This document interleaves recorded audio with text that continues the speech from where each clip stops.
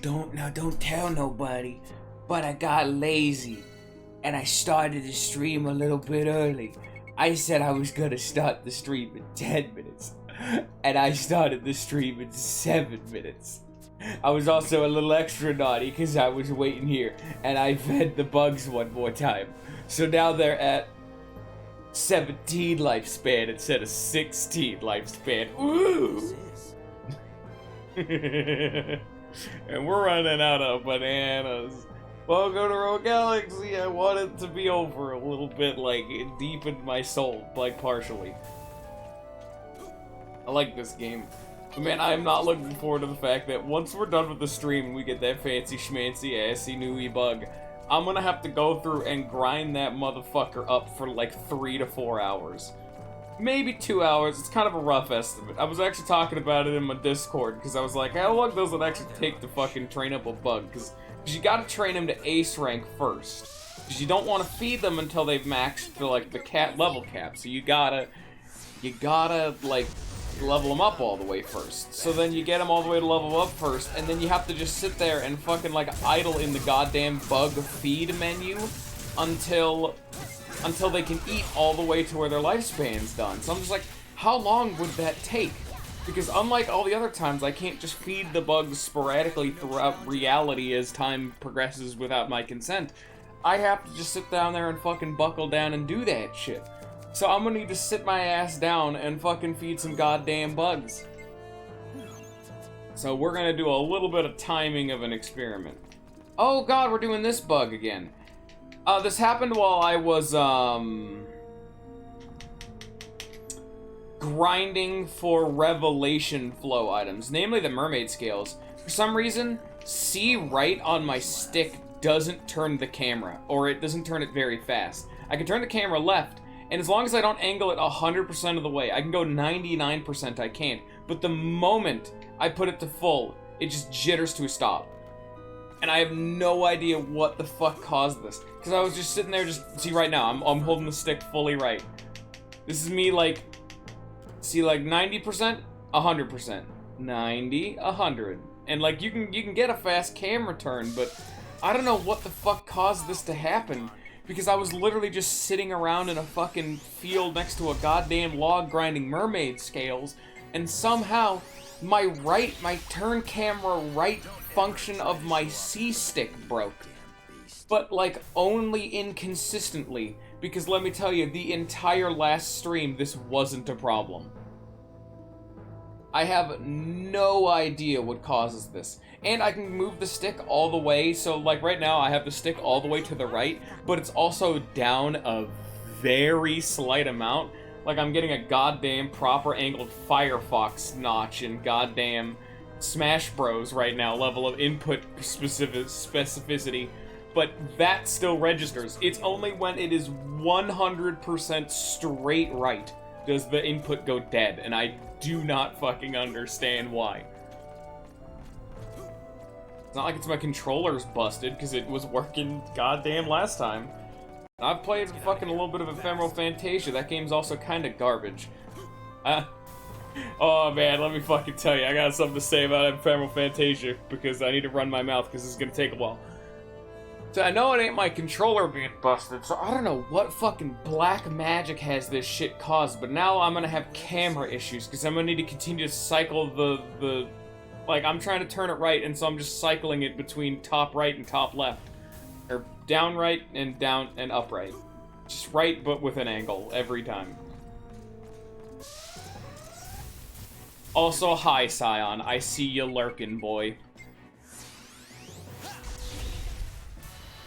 How'd you like the fun prank I pulled where I said I was gonna start the stream in 10 minutes, and I started the stream in 7 minutes? Ooh, I'm so naughty.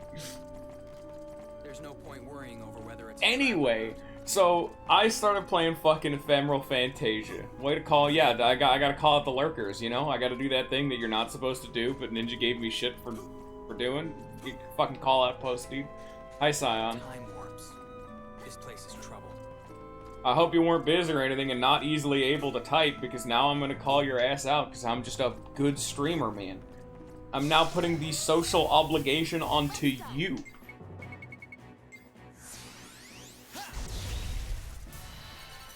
But, yeah, Ephemeral Fantasia.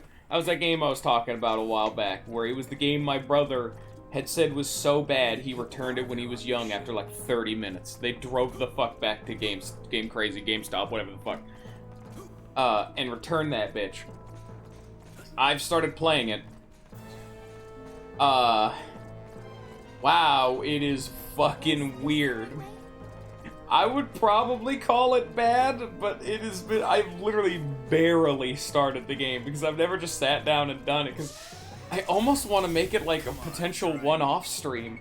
Just because you guys should have seen my fucking reaction when we got like, when I got further into that fucking game, because I was expecting it to be like a JRPG, like, alright. I actually did reload a fucking save at one point, like I restarted the damn game. Went out and I finally found a random encounter before the game fucking took me hostage. Don't worry, I'll explain that. I found a random encounter, and it's an active time battle, like it's Chrono Trigger, so I'm like, oh damn, alright, I wasn't expecting that.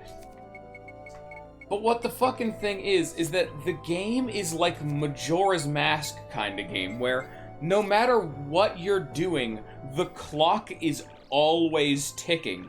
I think you're told you have like 3 days. Like, apparently, like, the big shit that's happening. Oh, by the way, Pegasus Lord became the Griffin Lord. Okay, real cool. Now we're gonna unequip it.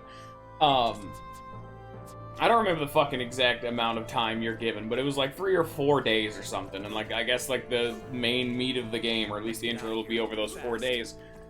But you're like, your character is like a wandering musician who's, like, nearly mute. But your dude is like a world-famous musician, because he's a really fucking good one. He's a traveling bard, effectively. And he's just so goddamn good at his job, you know, by hanging out with people, getting his name spread. People started hearing about him, and he got hired by the goddamn king of this other ass, like, island country or some shit, to compose a song in love for his wife, who he's getting married to in 4 days. Which is why he's like, I'm gonna pay you a shitload of money, because it's 4 days. It's not exactly like a big amount of time. Well, immediately your character sees the wife and gets a fucking erection, effectively. He makes fucking contact with her one time and is so filled with inspiration, he busts out a musical piece in the fucking throne room. Now, when I say that, you'd think, oh, that's like a cutscene. Surprise, I'm now playing fucking PlayStation 2 DDR on a controller with the most fucked control scheme I think I've ever seen a goddamn DDR clone have. The buttons, it's only 3 buttons, which, yeah, this is an RPG, by the way, but don't worry about it. We're playing fucking DDR, and the only fucking buttons are, L1 is left, R1 is middle, and D-pad right is right. And remember, this is a PS2 controller, and the fucking D-pad is terrible. You have to hold your hand in the most fucking awkward way possible, having your 2 primary fingers on the left shoulder and your thumb all the way to the bottom left of your fucking controller to hit right on the D-pad. Then you need to strum with what I think is the circle button. So you're I don't fucking get it. Like, it was so fucking bad, I didn't know that I was supposed to play the game, and I didn't, like, look into it and try to figure shit out. It took me, like, 70% of the way through the song to figure out what my fucking buttons did. And of course, the game doesn't give you an option to restart the song, which is when I had that phase where I fucking reloaded my goddamn game and started over from the beginning, just so I could fucking do the song properly. And the game doesn't fucking tell you that this shit's gonna be happening. Also, the game is entirely in fucking isometric view, but the isometric, like, top-down camera bullshit view is so fucking tight, like, going straight up, you can't see fucking anything. Like, there's even a camera angle to turn the game's camera to be entirely top-down, and the main city is so fucking confusing. I don't get it. I don't understand. Ephemeral Fantasia, lol. This game is so fucking confusing. I've played it for less than 10 minutes. Floor 70, that's how much of a rant you've missed. I have gotta fucking stream Ephemeral Fantasia as like a one-off, because I think that game is just shit. Oh, hey, by the way, here's a skeleton.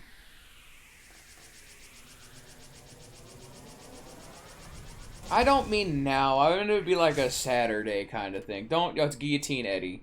Dude, guys, it's Guillotine Eddie. There he is. Dude, don't you guys love Guillotine Eddie? My man, it's been a while. How you been, man? Ow.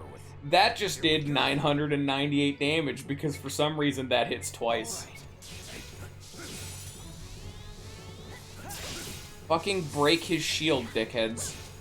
I can't turn the fucking camera. This is actually becoming a fucking problem. Holy shit. I never kind of figured the fact that I can't fucking turn my goddamn camera is becoming a problem. I mean, it only makes sense, but... Oh yeah, you missed another fucking rant, lol, Vant, that my fucking right camera stick button just doesn't fucking work.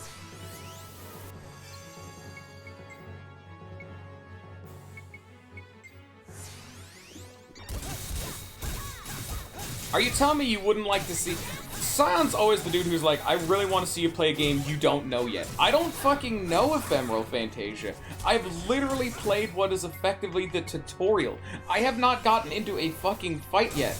The only reason I got into one fight is because I had to reload the save and go outside of town, intentionally disregarding, like, the main fucking plot, just so I could see what combat was like. Like, that was entirely my own fucking bidding.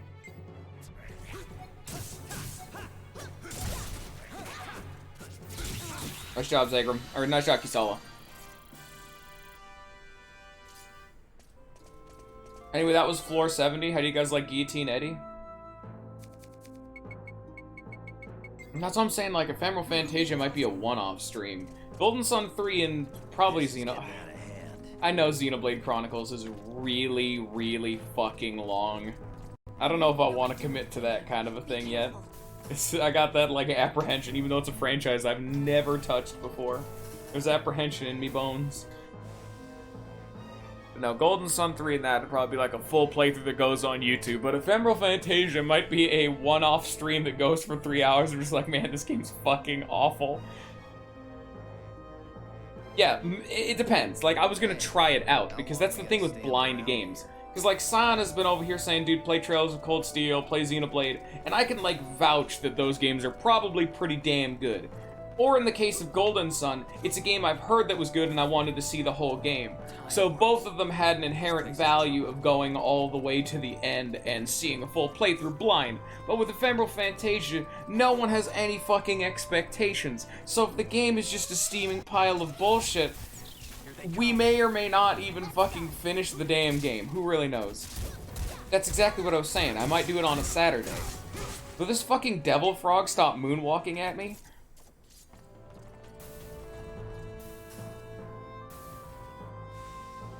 But yeah. It's like we did with fucking Genshin Impact, which is a playthrough that for some reason went on YouTube. I did like 3 streams of it and just like, man, this game is just garbage. Which is a very harsh word, because I can't properly describe a game that is just boring more than garbage. Like, that is, like, the biggest cardinal sin a game can be, is just boring. A game can be bad, but you can get some entertainment out of it, or even frustration if that's what the mood you want to be going for.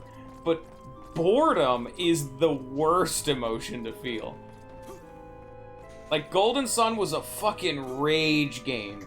That was the game where I was just getting slowly more and more fucking frustrated as time went on because how stupid it was. Genshin was just boring. Oh, I'm sorry, the one fucking character that had interesting actual combat mechanics, they specifically give you early on in the game to tease you and then never let you play as him again unless you pay real money to buy loot boxes.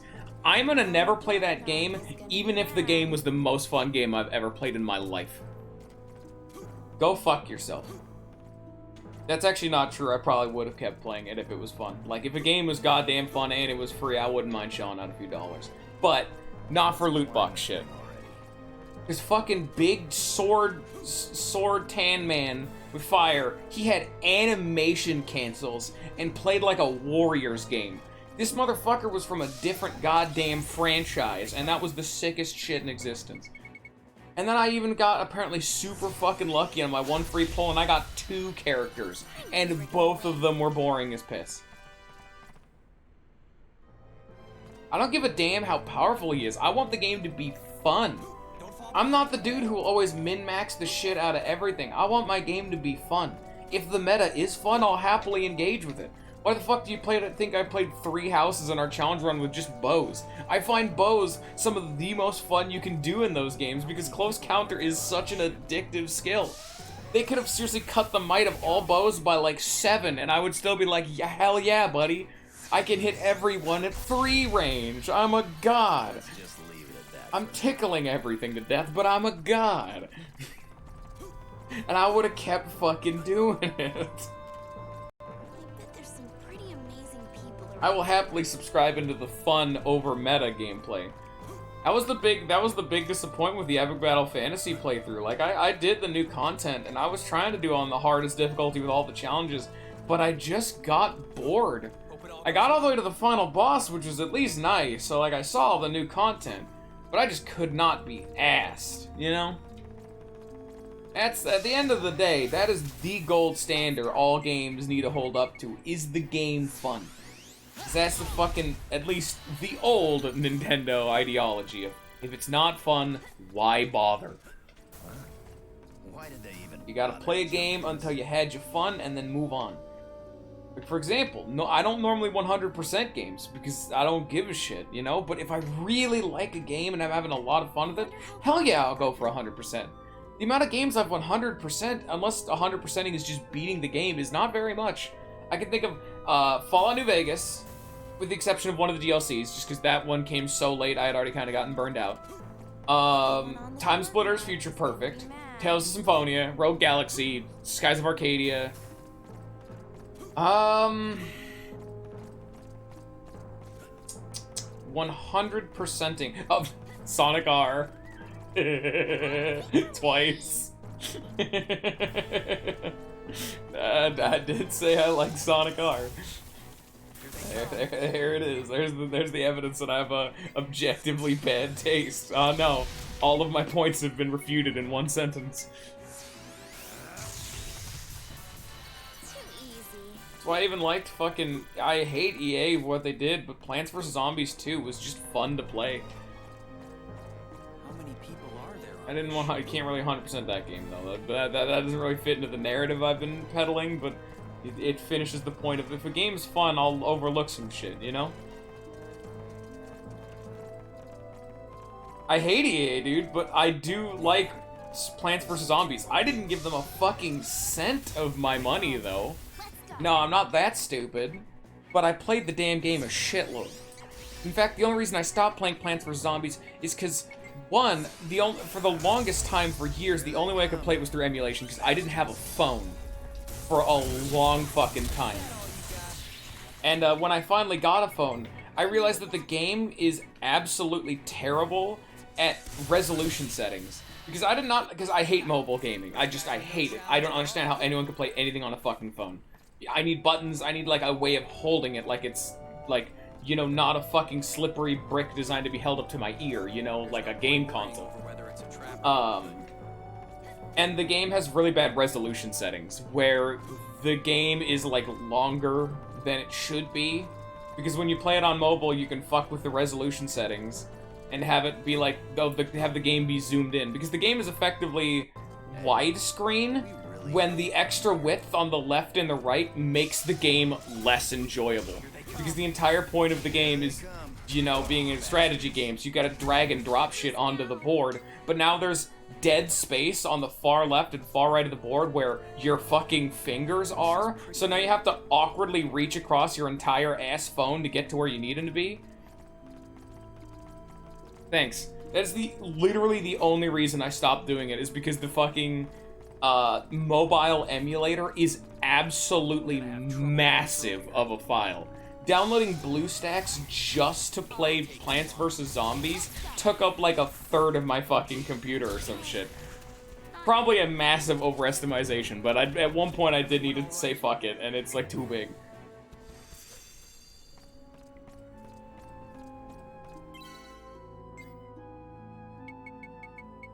Damn it, I like Plants vs. Zombies 3. I want to go back, is the thing.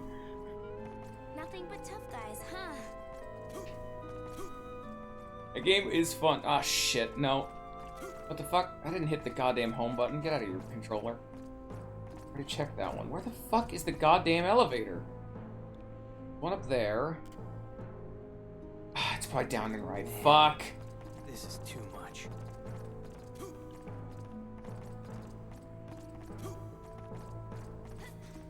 Some games work better with a controller, though.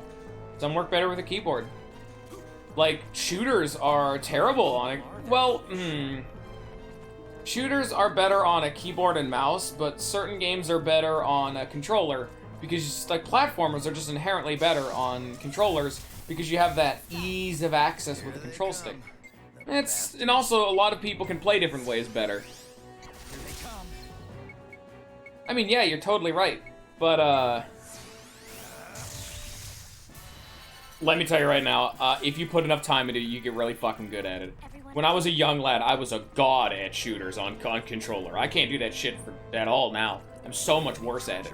But when I was a kid and I just didn't play PC fucking shooters, I was really good at it. I played a lot of Time Splitters.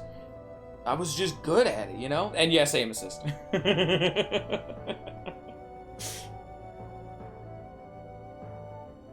But now you could still get good at it through it.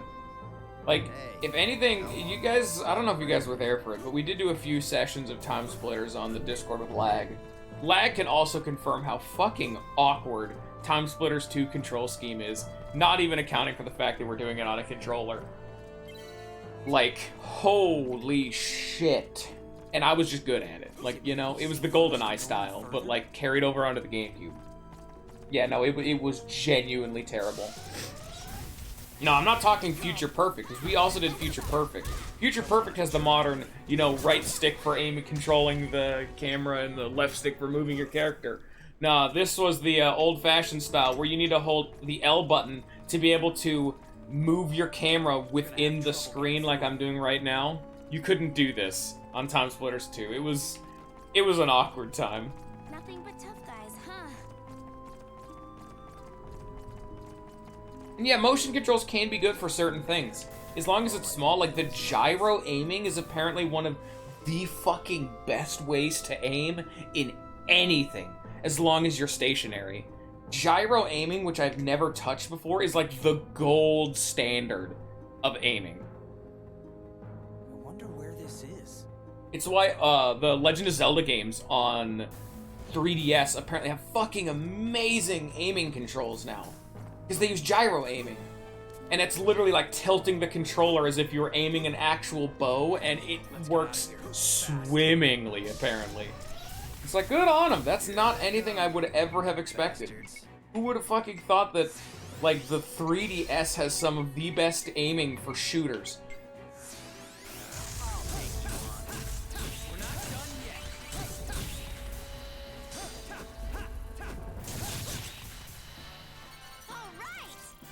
Then again, I've never been good at aiming. Man, I can go back to some of the old shooters. Like, I go back to TF2 nowadays, holy shit, though, that is not like riding a bike. You have the fundamentals, yeah, but my god, your skills will rust. I'm still good at it, because just the inherent nature of I have been playing games for every single day of my life for many hours for more than 20 years, but, you know. Why do you think I'm a medic main in TF2, dude? You think I could fucking play video games good? God damn it, of course it's the wrong elevator. There's no point worrying over whether it's a trap or not.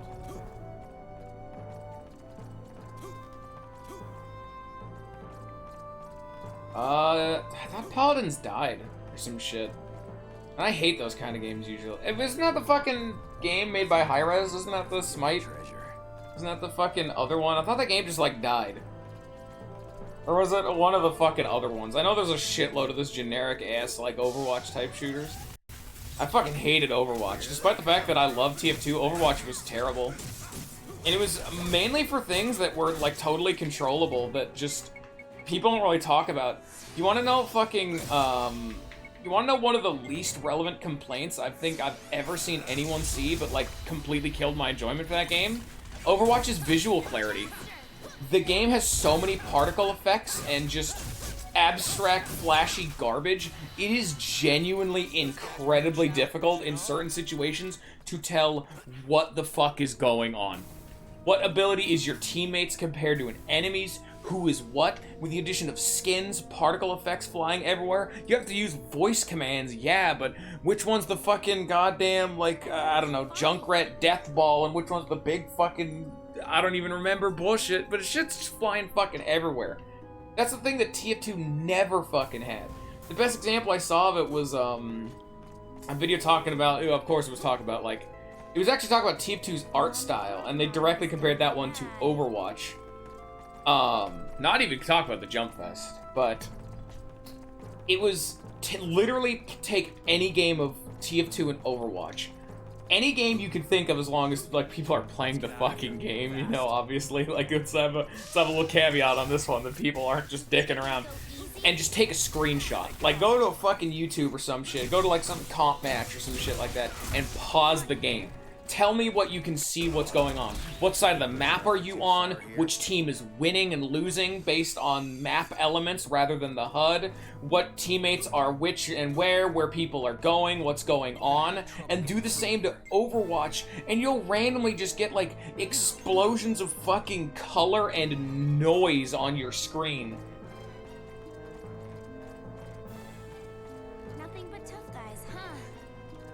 And that's the kind of shit that I think about, because I don't have bad vision, but I have bad dark light vision, and it's not anything that really affects me too much. It mainly affects me if I play dark games, like Dead by Daylight has this problem when I played that a whole bunch.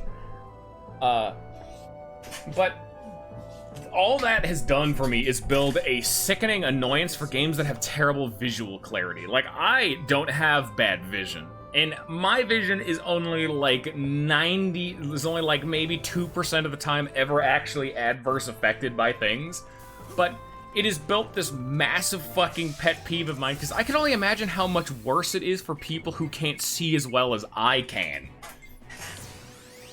My left eye ain't great, it's a little bit worse than my right eye, and I can't see too good in the dark. And just, hey, that's fine. And that's fucking terrible. That's not good game design. You know they could do both?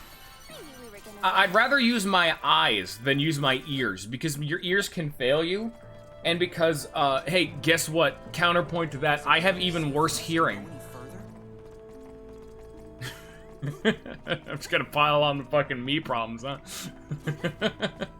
No, this, I like my eye thing, which is like a minor annoyance and is like just natural deviation in human sight kind of shit. I do genuinely have a hard time hearing, that's why I'm actually incredibly fucking loud whenever I'm, like, IRL. And let me tell you, I have a hard time distinguishing sound amongst sound, I guess. Like, if someone's talking to me and another person is trying to get my attention, or, worst of all, it happens all the fucking time at my work, where I am right next to the goddamn exit door, and I have an earpiece in. When someone is talking to me as, like, a customer in front of me being rung out because I'm the cashier, I have to take my earpiece off every single time and wait for the door to stop closing, because it is genuinely so fucking hard to hear people sometimes. Very annoying. I don't know when this became a bash on Overwatch, but it should just be a bash on basic, I guess, inclusive systems in games. It's just good game design, because, like, it's not even a thing for specifically disabilities. It's just good game design to make it so you can see what's going on. Make it so that the game isn't like an audible clusterfuck. That's not like a disabled person exclusive feature. Like, I appreciate some colorblind settings and some, like, remappable controls and out the wazoo, but, like, I'd like my game to not just be piss to look at. Try me.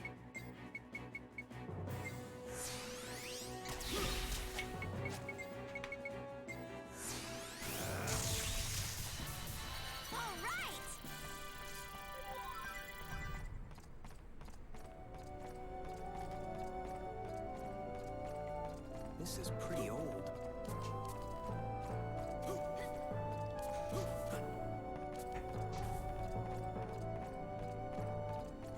What do you mean you disagree with that?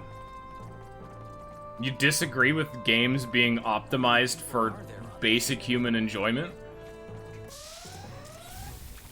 Here they come. Like, I can understand if it's, like, the point of the game. Like, I'm never really giving Dead by Daylight too much shit for being too dark. Come on, try me. Like, I can't see very well in the dark, so I have ways of solving that problem by in-game turning up the brightness and shit like that.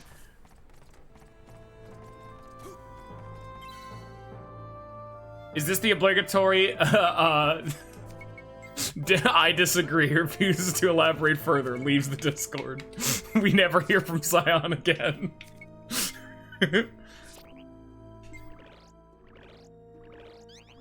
Oh, I played Overwatch back when it was launched. It might be better now. Demon Blade Shauna. I haven't played it in, like, years. It has been a long fucking time. Let's keep this pace. And the more important thing was the visuals. If I have the ability to just turn off every nonsense kind of audio, that'd be nice. Also, my demon sword is green now.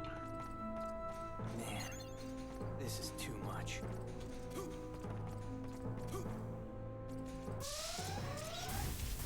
Here they come. I'm not gonna fight that guy. Easy. Incidental dialogue. Whether it be...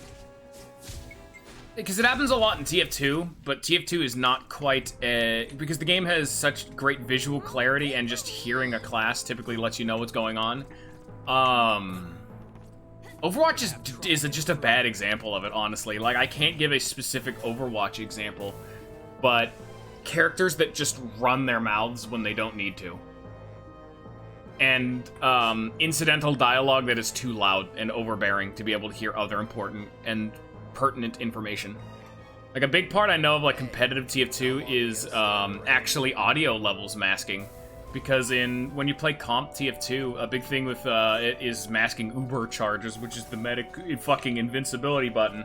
And whenever he gets full charge, the medic will physically out loud say, uber charge ready, like, charge ready, shit like that. And so what people have to do is they have to actually listen out for that voice line.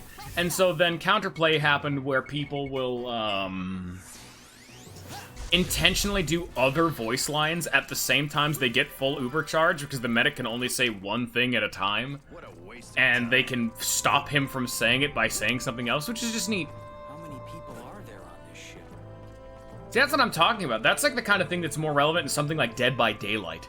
Incidental random bullshit dialogue like map sound effects and like chase music and the fucking heartbeat when you're the killer and shit like that just gets in the way. Too much. Like, that happens a lot in Dead by Daylight, because in Dead by Daylight, sound is very important.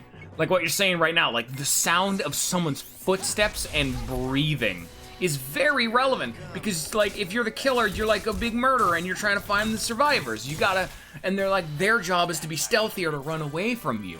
And if they're good at being stealthy, the only thing you can hear is soft footsteps, breathing in the distance, and when you hear your own fucking goddamn theme blaring in your ears, and there's some crow dickhead just screaming his ears off, all that really nuanced, well-done, subtle audio design is thrown out the fucking window when I can't hear shit other than the sound of my own dickhead trapper getting caught in a fucking clown vault in the damn window. I'm not even that mad. I'm just talking about stuff that should be relevant. I'm more so the kind of person that hypes on visuals in a game.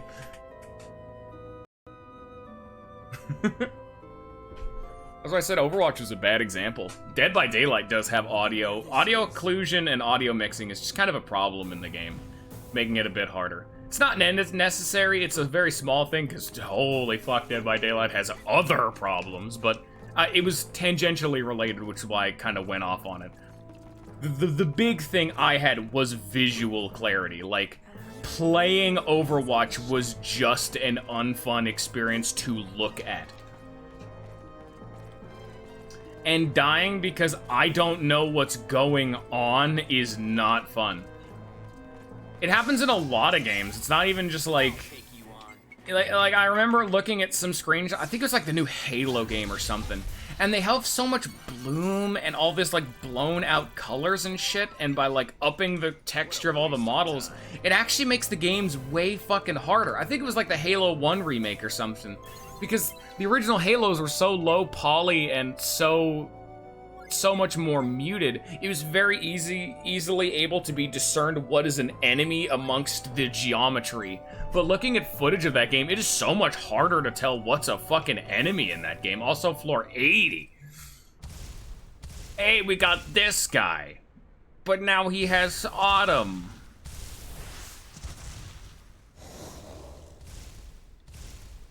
I'm not even mad about the dialogue. Here we go. I like what TF2 did. I like it when, like, small incidental dialogue is done like that. I don't like it when it's, superfluous or inhibiting other factors of the game, like in Dead by Daylight. By the way, this is Boss Leona. Do you get it? It's not Boss Leon or Beast Leon. It's Leona. It's the female. It's his lady friend.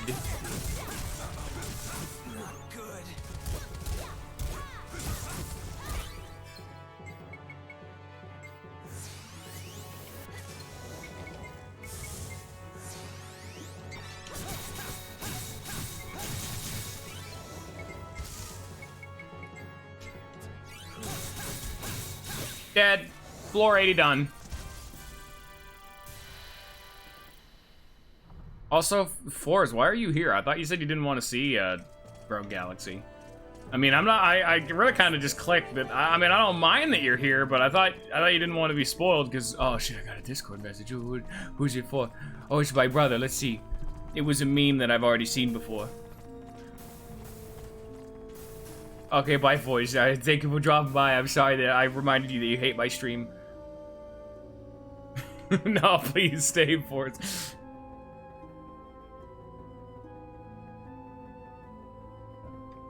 We only have 20 more floors to go.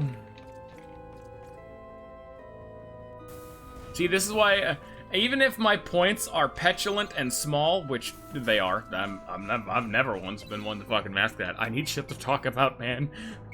You don't know what it's like going through this dungeon and it's just dead silent. Like, okay, we are going to jump up this ledge now.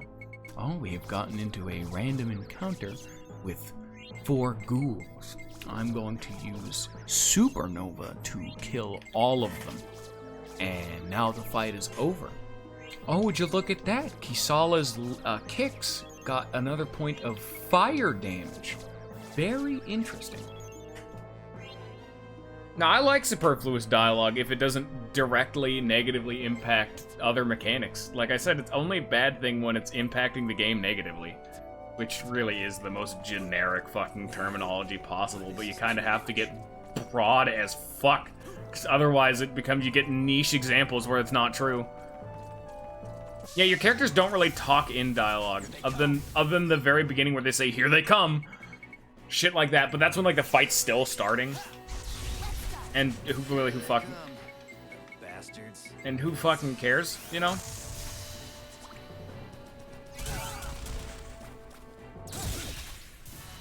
And hey, you know, sometimes it's fun to talk about game design. I like doing it a whole lot.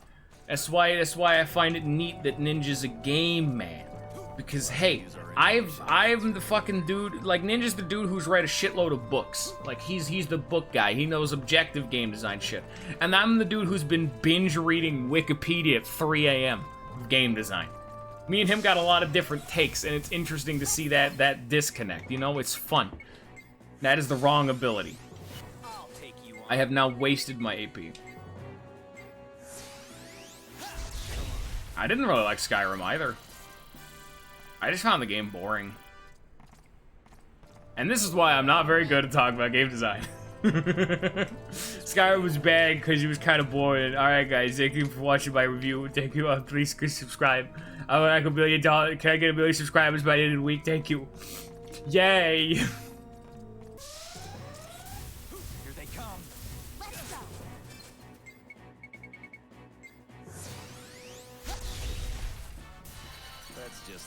To be fair, I will say my experience with Skyrim is not legitimate.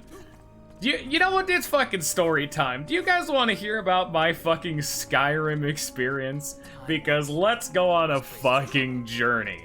So, I have been, over the years, told multiple times that I should play fucking the Skyrim games. I've had a few times where it was Morrowind, sometimes Skyrim, so on and so forth. But the most memorable time, because I've had a few times where, like, I'd sit down, play the game for an hour, and then never pick it up again. Like, that's not trying the game, that's just getting bored and stopping. Or, like, both of them. I remember in, like, Morrowind, where it was, like, the fucking... That, little tangent. My best... I think it was Morrowind, maybe it was Oblivion. It's the one where you're in, like, the fucking jail cell, and, like, the king dies, and he's, like, a famous actor, and he dies in, like, 2 seconds. And then you have to escape out of the bottom of, like, the sewers of the jail or whatever. There was a well that was, like, broken in the bottom of that place. I found out that every time you jump, it gives you athletics points. So I stood and wedged myself underneath that well and bound jump to mouse wheel and just sat there for 20 minutes scrolling my wheel up and down and got to athletics like 60. And then I stopped playing the game.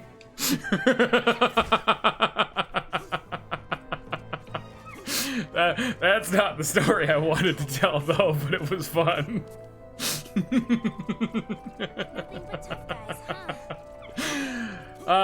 That's my kind of brand of stupid. But no, with my Skyrim experience, a friend just sat me the fuck down and says, okay, here, you know what? I'll guide you to some of the cooler quests in the game. So he's like, so that way you can get like a little flavor of some of the more interesting mechanics of the game. So I did like the Dark Brotherhood, I did the Thieves Guild, I got like the Wabbajack, I got the Mace of Molag Bal, all within like hours of one another. He literally just said, go here, go here, go here, do this, do that. Shit like that. Not really sure that's the way to experience those games, honestly. That might have also dampened the experience. But this is like the 6th time I've tried to play Skyrim. I kind of needed the fucking help. Is it really safe Well, for us to go any further? I decided I wanted to be a fucking stealth guy.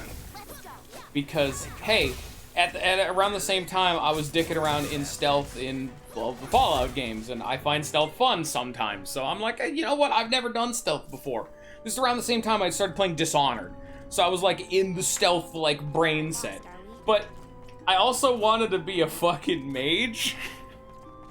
And those of you who know that game understand the problem that I'm probably hinting at.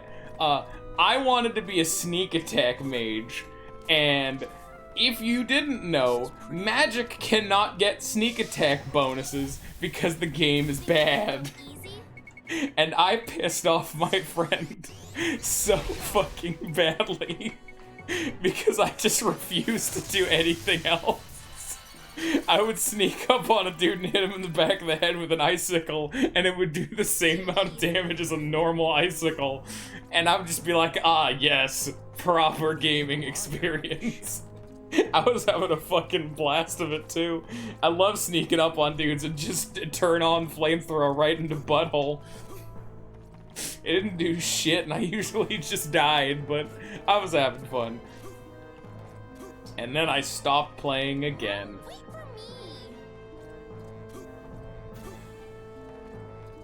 It's not a teleporter. Let's get out of here. Fast. Take you on. But that's one of the playstyles that just like objectively doesn't work. But that's what I always say. It's more important to find your own fucking fun in a game. I would not have had a lot of fun if I just decided I'm going to be a stealth archer and I'm going to hit people in the head with an arrow until they die. Like, no, I don't want to do that. The other playthroughs I did, I was usually the dude in fucking heavy armor, two-handing sword, just being a big fucking slab of meat, which those are always inherently kind of fun, but that's like my default playthrough in like every one of these fucking kinds of games. I'm always the big, thick meat man.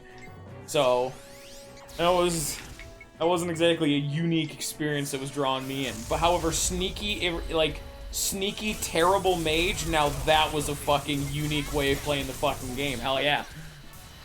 That's the end of that. Now that's a fucking experience you can write home about, let me tell you what. They never expect a sneaky mage.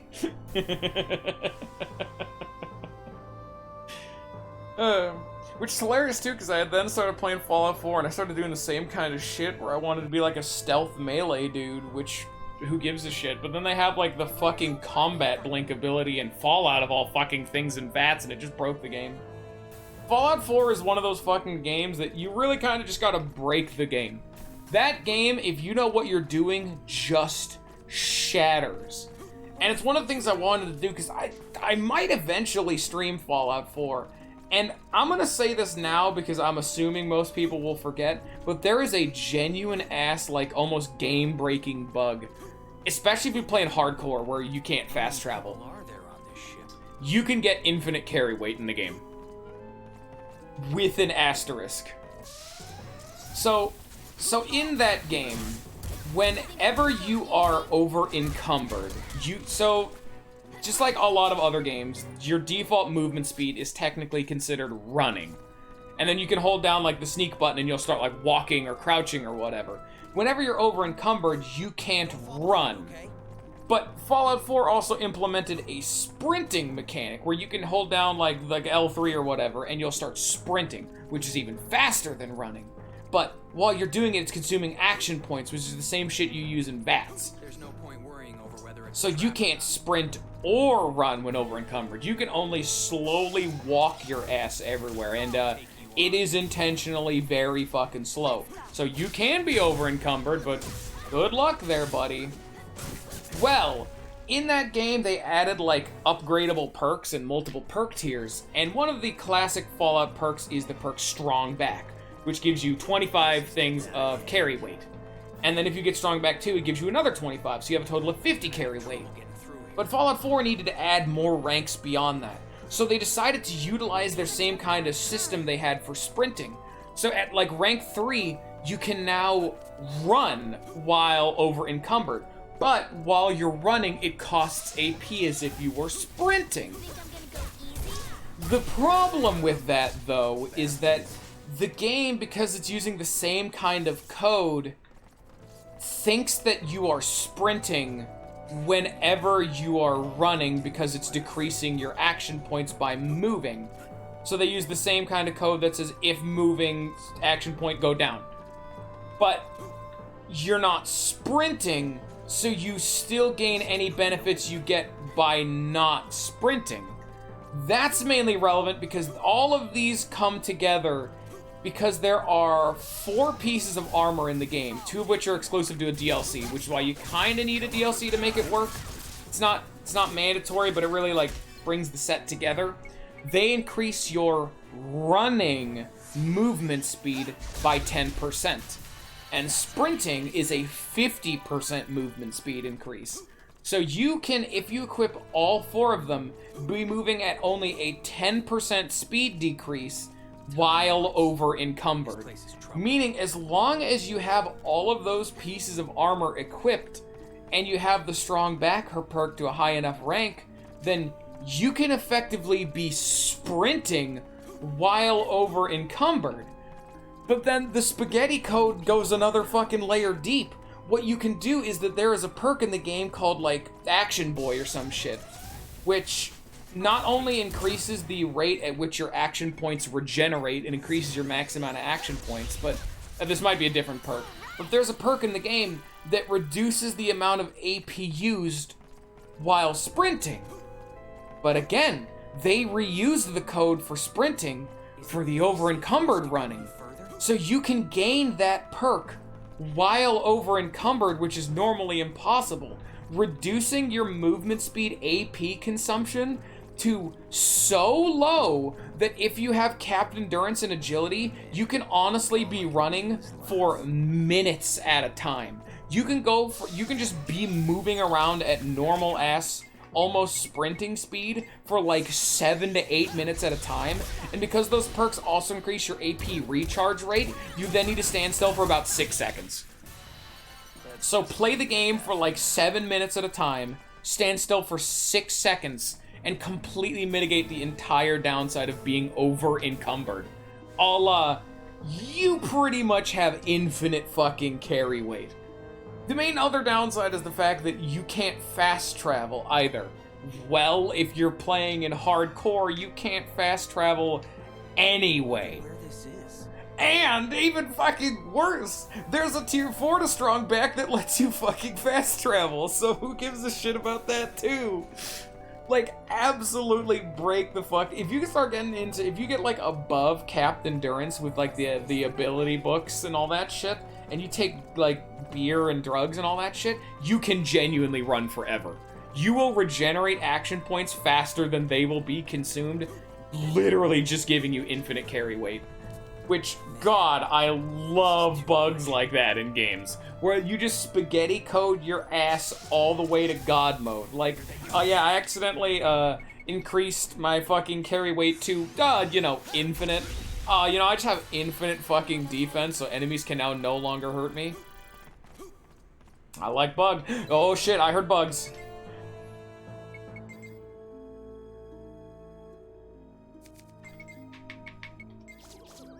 Bug content. Nice.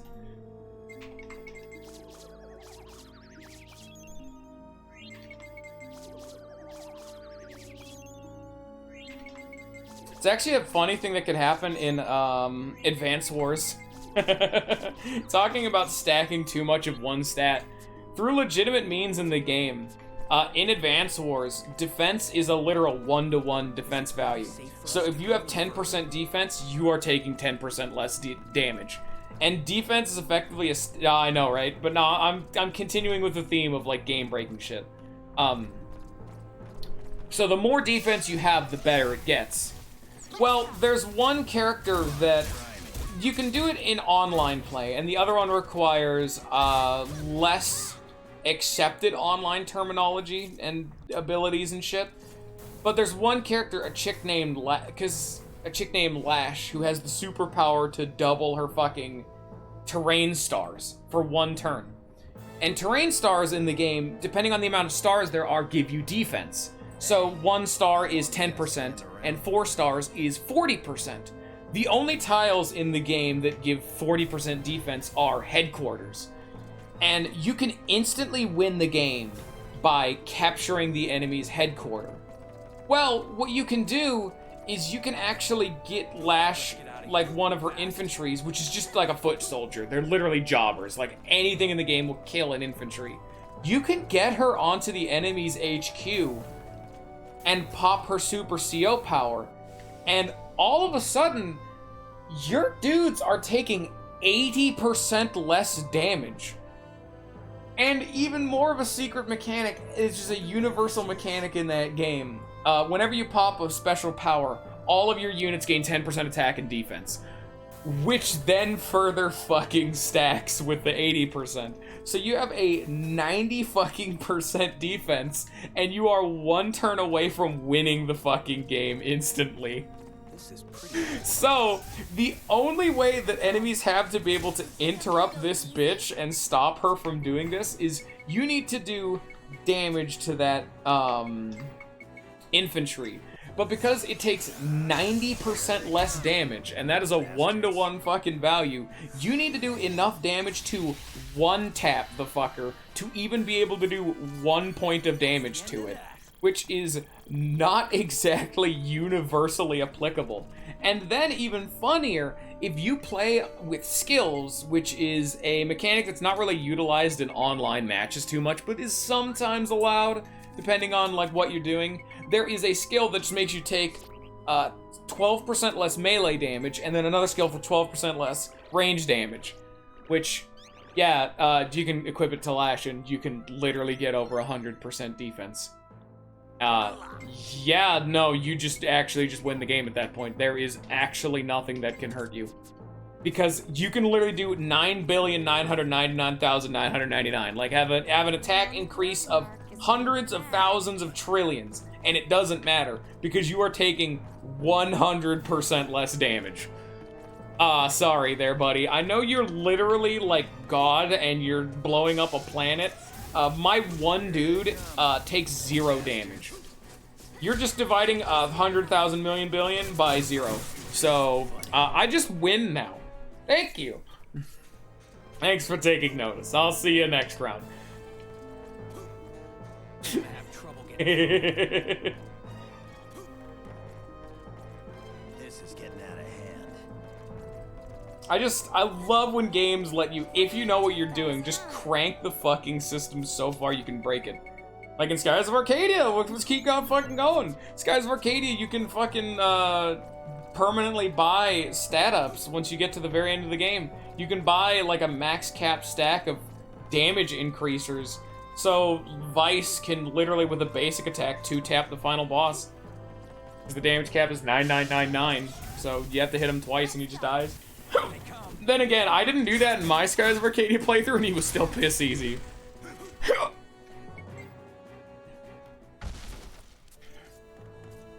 Alright, Scion. What's the other game? Let's get out of here. Fast. Does anyone care to take a guess what that might be? What game will Scion bring up to... Oh. You guys got it right in one. It was Awakening, of course. Good job, Lawfan. You got it in one. Oh, by the way, I've maxed out all of my swords, so now I'm able to use the best sword in the game. Oh, I knew parrot bonuses were... I know Nosferatu is absolutely fucking disgusting in that game. Reforge a Nosferatu, parrot bonuses to give yourself an ungodly high defense, and then just spam Nosferatu because you can get so much magic the low might doesn't fucking matter.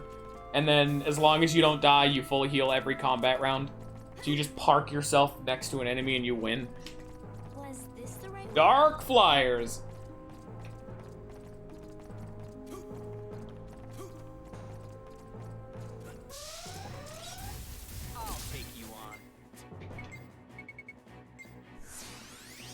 I've actually, I know, like, it is kind of legendary how broken Awakening is. Let's just leave it at that for now. I wonder if that's why they made Lunatic Plus. Because I heard Lunatic Plus is just random, like, literally RNG. Because I know with Lunatic Plus, they randomly give, like, god skills to every single fucking enemy. And depending on some of the early maps, some maps are just impossible to do if you get unlucky. I think we're on floor 88.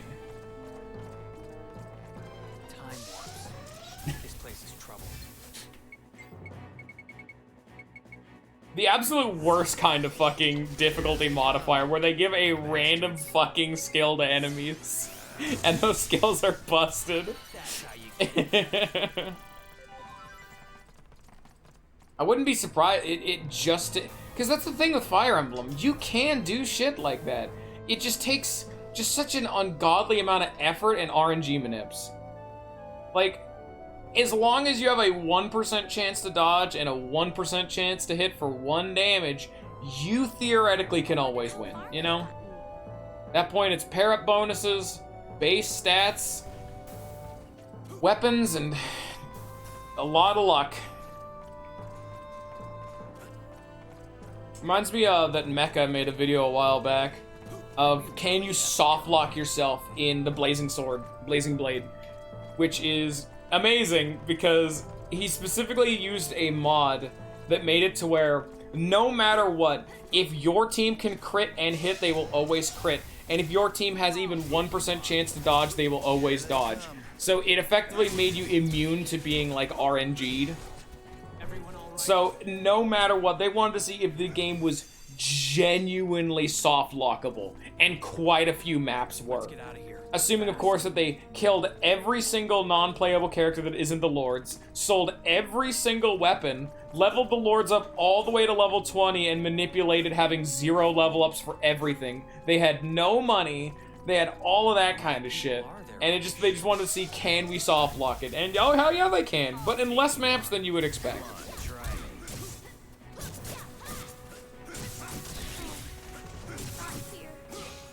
Fire Emblem just... If Fire Emblem is designed to be able to be played casually, but it's designed to be in a way that, like, it feels frustrating, but it's not actually that hard. Because in Fire Emblem, a lot of characters will die, but the game is designed around that, so you feel like you're not doing very well, but then you just make it to the end anyway. It's a very weirdly miserable experience for, like, a first time through. I felt terrible at some parts going through Blazing Sword. But, like, once you get good at the game, they just fucking shatter, you know? And that's why the Fire Emblem games have just absurdly high difficulty modes, just because, fuck it, you think you can handle it? Here you go, we'll fight back.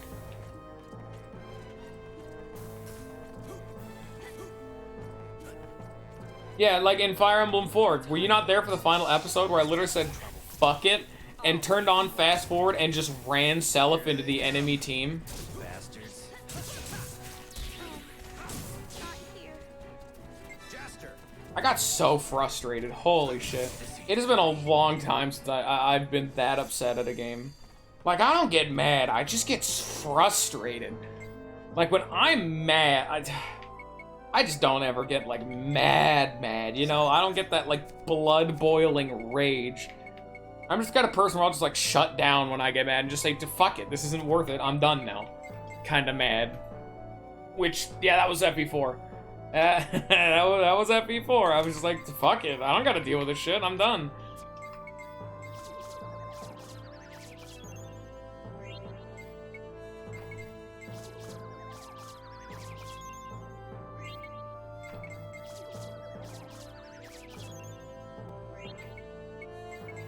We are now out of bananas. We can no longer feed our bugs. Is it really safe for us to go any further? I really liked FE4 Gen 1, and because I didn't try to break FE4, I had a lot more fun with it. Now that I know how FE4 works, I'm just like, okay, just, you put like Lex, Go on. Sigurd, and maybe like 2 other dudes out there, then you just win.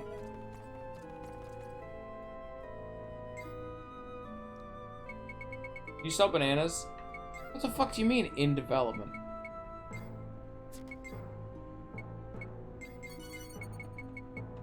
Look how much fucking money I have. Oh my god. By the way, floor 90, everybody. Penultimate floor. Penultimate boss.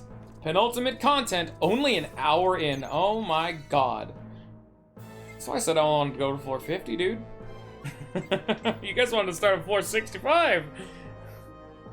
I still have to catch the bug, and I'll have to tell you guys what I'm going to be doing afterwards anyway, so we have more time. Alright guys, the 90th floor. Who else but the captain of the ship?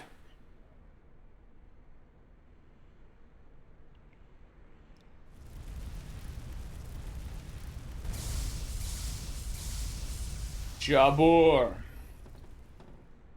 Now you wanted to go to 65. You had originally said 60, then you're just like, yeah, fuck it, 65. Do not deceive me. Oh, he's a go. Oh shit, he's got a barrier. Okay.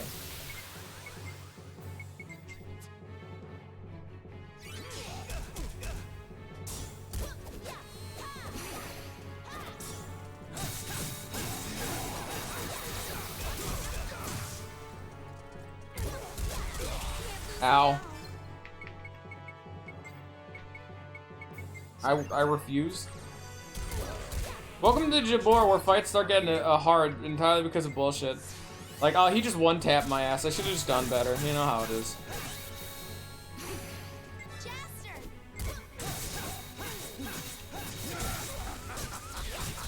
Like, that fucking spinny move will just one-tap. Yep! Literally, he hunted my ass down. That move is literally a one-tap through the in-game's built-in one-shot protection. I should have just done better, you know? That is actually the second time I have ever died in this game. I should have just done better, you know? Ah, man, I should have just known that he was going to do the spinny move, and for longer than he's ever done the spinny move. Oh, I could have done items. I, you know, just kind of, you know, thought that he wouldn't follow me up the staircase like any other boss has done, have the fight attack last longer than any other fight has done, and ignore one-shot protection more than any other boss has done. He ignored 3 different fucking mechanics. This is that dickhead in FE4, your fucking FE Blazing Blade that killed Priscilla. Every boss hadn't moved up to that point. One boss finally moves, and oh, there goes Priscilla. I had her for one fucking map pretty- Look at this shit! Literally! I could not fucking pause! Hey guys, welcome back! Hey, did you say, hey, can you revive your teammates? Not that time. When you're in the dying animations, you can't pause.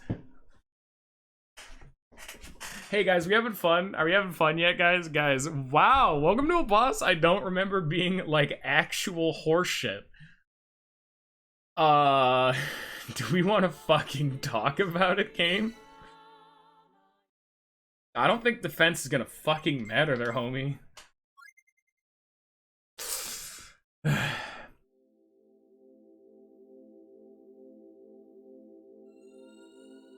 And the worst part is that the spinny move knocks you down, so you can't guard it either. He's faster than you. He homes in on you. You can't block it. What the fuck is this move? I just have to run from his ass. And now he did a different attack this time, so we're we're fine now, I guess. Like, the big death laser beam you'd think would be his big scary attack, but no, it's just him being Beyblade, Beyblade, let it rip. There is one movement speed buff in the entire game. Literally one, and it's one of Jaster's. Yep. See, look how short that one lasted. That one lasted barely like a full second. Like, me getting knocked down and it's already over.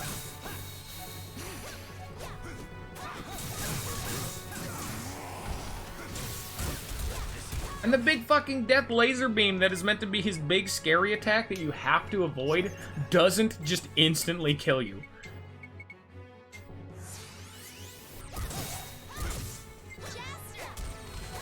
What the fuck just hit me?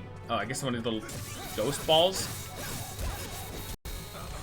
Yeah, the ghost balls hurt you. I did not know that. Wow, that's weird.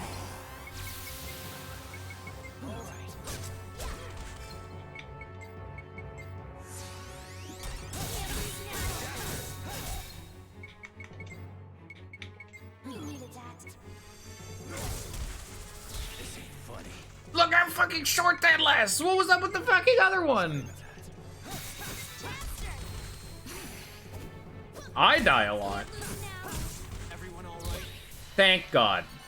We'll go save again. Jesus Christ. No, I don't need to do that. What was the quote you're looking for?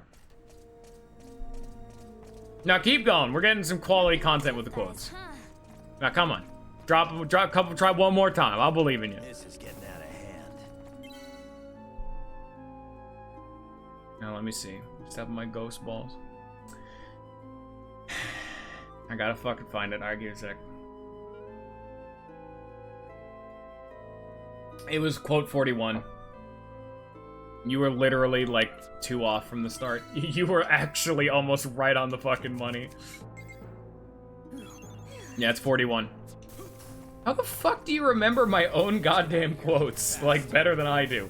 Then again, it's not. No one's been as obsessive as Weevil, who is the goddamn quote manager, and all that shit written down. The man's a god. I'll never forget you, Weevil, wherever you may be. I wonder where this is. Quote 41. Quote 41.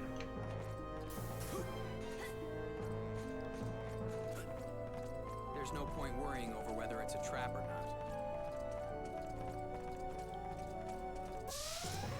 There you go. You think Proud you're of you. gonna go easy? Come on, try me. Alright, guys. Final 9 floors. Yes. I like having my fucking camera move now, like, work properly. I don't understand what was going on with it. Alright, guys. 8 more floors.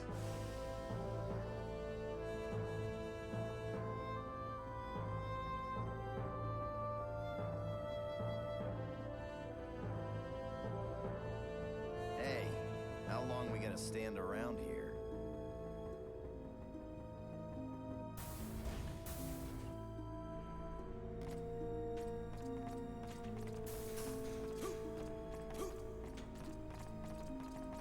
Everyone on the Dorganark is gonna be mad.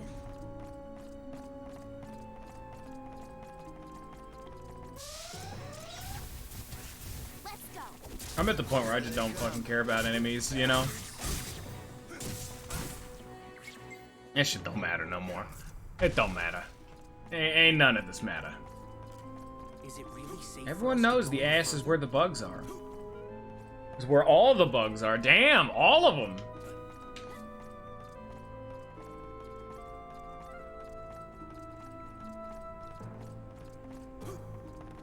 Time warps. This place is trouble.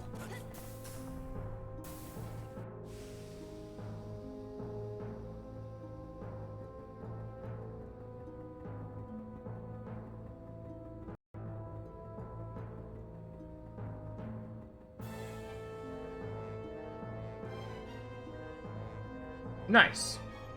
Everyone, 7 more floors to go. Let's get out of here. Fast. I'll take you. Excuse me, coming through. I'm not fucking with this shit. You guys can have fun fighting the dudes with the barrier that I'm not gonna deal with. You notice that most of the enemies on these late floors have had like barriers and shields and No, I'm good. No, I'm fine. No, thank you. Thank you. But I think I'm good. You know how it is. Man, all I can do is laugh. So, guys, how was your... Get the fuck out of my way, Dark Worms. So, guys, what was your favorite... what's your favorite enemy in the game? Favorite enemy? Check out the poll down in the description. It really helps out with my interactions on my YouTube channel. Helps get out the algorithm. Nothing but tough guys, huh? Steve. I don't understand. Okay, actually, no more fun joke. Why don't you like Steve? What did Steve do? Is it just the obligatory, but he's a real boy robot? Because, I mean, that's why, yeah, kind of generic, but... Why you gotta hate my boy, huh? What's he done to you? How many of these enemies to die? Everyone all right? I'm never particularly against the archetype, but I never... Is Vochi. Yeah, that's not very nice. And don't you hate it when someone hates your Vochi? Challenge at all. Which just sounds like a weird way of saying, like a weird slang version of coochie, which is just already an inherent slang term, so we're reaching levels that shouldn't be possible.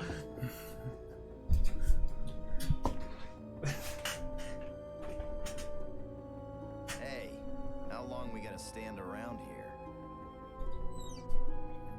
Alright, shut up. Sitting up a goddamn controller cord. Give me that. Stop eating my cords, chair. Okay, welcome to Final Fantasy. 6 floors. Yeah, okay. How does it feel? Huh? Pretty good. Pretty good. Pretty good. It only feels good when I know what the fuck I'm gonna be streaming after. Especially because it feels better when I know that I don't have to care about what I'm streaming after because I can just make a poll. And now my fucking right camera button doesn't work and it almost got my ass killed. I don't understand. No, game. Ooh, floors, we only have 5 more floors! Because there's the teleporter right here, elevator. Teleporter right here. Ooh, we're gonna see the top floor. Oh, shit. It's going way fucking faster than I remember, honestly. I do remember the 100th floor dungeon being like hours and hours. Not like, oh, you know, it's only 5 or 6 hours. That's like what I would have expected in my deepest of dreams. Not like a realistic expectation for length of time. There's no point worrying over whether it's a trap or not.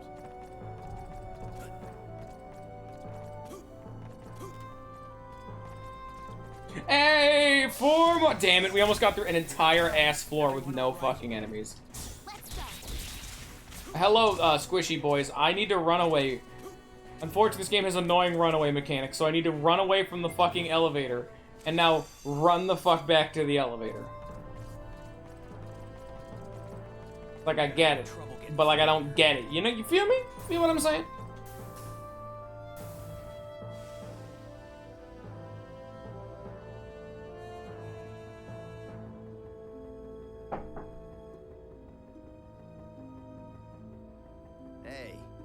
long we gotta stand around here?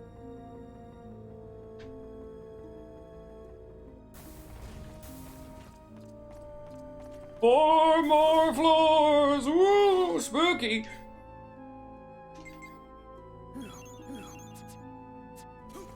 Alright guys, because the stream is almost over, what game would you guys like to see me stream next? Ignoring any external, you know, peer pressure factors, like, you know, another person maybe in the Discord trying to convince you of something. What do you guys want to see streamed next? Come on, try me. You know, outside of any possible conflict of interests or anything like that, what do you guys want to see? Disgaea, you always say that, and I don't know how I would properly stream Disgaea. Like, I like Disgaea. Disgaea is one of my favorite RPG series, but I don't know how I would stream it. That's the problem. Like, you know how I had to skip like a bunch of content in this game because it was just boring and I had to do it off screen? That would be Disgaea, but it would take weeks per episode because I fucking hate item dungeons. I've never fought any of the fucking hyper late game bosses in Disgaea. Just ever. It is on the list, you're right. But I'm trying... I guess I could just do the fucking main story. That's like barely like half of the fucking game's main content normally. Please run away. Please run away. Fuck. That's fine then. You know what? That's fair. This guy is really short then. This guy would only be a few streams. Those guys were no challenge at all. I guess I could do kind of what I normally do for games 100%. I could just say at one point, fuck it. Because this guy has one of the least enjoyable grinds for endgame I've ever seen. I fucking hate item worlds. They are some of the worst game design I've seen. And by that I mean fun-wise, not like literal game design. They are just such an unenjoyable experience. Like, I am alright with sitting in the fucking Cave of Ordeals for 13 hours grinding off enemies that give 10 times XP and are level like 800. I'm alright with that. I am, however, not alright with the fucking item world that genuinely takes like 20 fucking hours to level up one piece of one of your character's equipment. And everyone can equip 4 things, and you can have a team of 10. So that's 40 items, and each of them take like fucking 10 hours. That is 400 fucking hours of grinding. And in like the worst way possible. Don't even get me started on the fucking reincarnation system. Holy shit. Like, I get it. It's there for people who want it, but fuck, dude. Fun fact, I've never seen Disgaea 5. I've seen Disgaea 1 through 4. But I've wanted to play Disgaea 5, but I've just needed, I own the game. I just need to sit down and play it, you know? But I was kind of saving it for something special, either with a friend or, hell, on stream. Might as well have the capstone of the fucking all of it be a blind playthrough of the last game. The main reason I was super interested is because one of my favorite voice actors, the dude who got into some trouble and was the original voice actor of Pilot, Chris Niosi is, I think, the main antagonist? I only really saw like the first like 2 chapters, and he's like the big dude the main character is trying to fucking murder. His name is like Void Soul or some shit like that. Generic ass evil bad man. You know. Internet cancel culture trouble that is, I don't want to talk about. A lot of people seem to have accusations thrown at him, man. It was mainly talked about in genealogy in that playthrough. Oh, Jesus. Let's just say there were some, at least accusations of a certain... I actually don't remember the specifics. I think it was assault, but it's an accusation, and I don't remember the logistics. I never really looked into it. I kind of just, I don't really deal with the specifics, you know? I know he's been doing better. How long we gotta stand around? Yeah.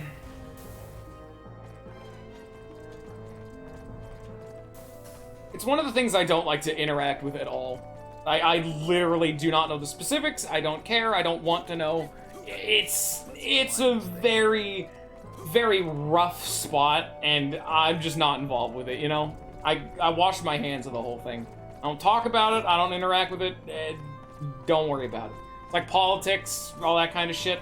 It's like fucking anti-Twitch shit. But I like his voice, and I like the game he's made. Lisa, yes. I'll take you on. You think I'm gonna go easy? Hey, sir, enemies, can you please move? Hello, enemies, can you please move? Enemies, could you please get out of my way? Thank you. There we go. What do I want to stream? That's always the fucking big question.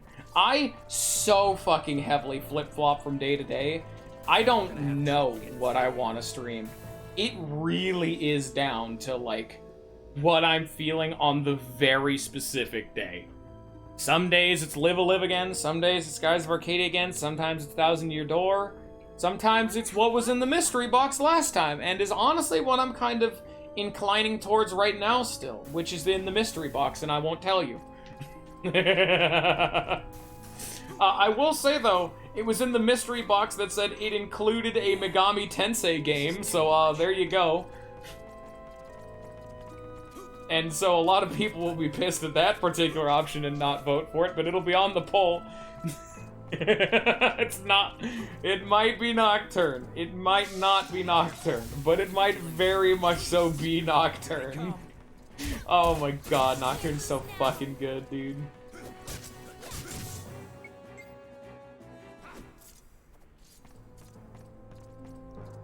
Is that out? I think I've seen some people doing reviews for it, but I don't know if that was like the early review copy. I could do SMT5. I know fucking Demi-Fiend's a super boss in that game, so yeah. It's out? Damn, alright. I could actually put that on the list. Like, I actually am interested in that game. When was the last time I've bought a fucking new game? It was like new. Answer, not actually that long ago, but, you know. No. Yes. Yes! Megami Tensei! No? He's talking about fucking Trail Cold Steel? Oh, wow. This is.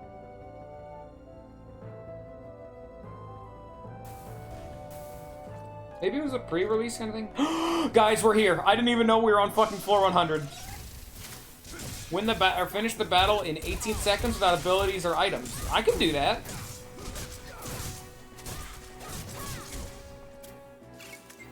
Alright, I finished the fight. Where's my hunter coin? Game. Where's my hunter coin? I finished the fight. Oh. We're gonna have trouble. Oh getting no. through here. Darn. By the way, if you ever guys actually want to leave the dungeon, you can teleport out. It's just known as the ghost ship. But if I fat-fingered and hit this teleport button, we would have to go through the whole dungeon again. Okay, guys. Here we go.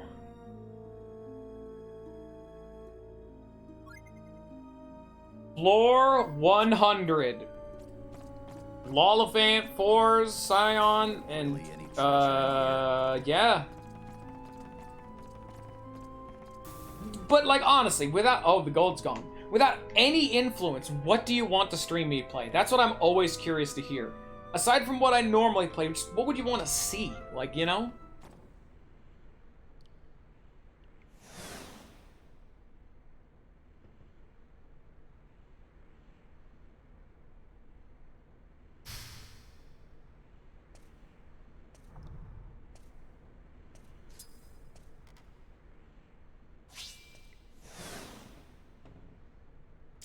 Here we go.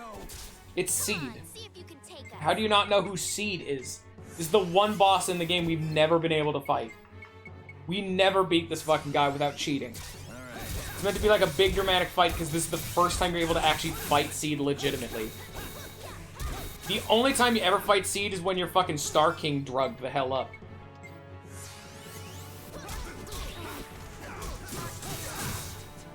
Hey, you guys better be pulling your weight. Sorry about that. Jester!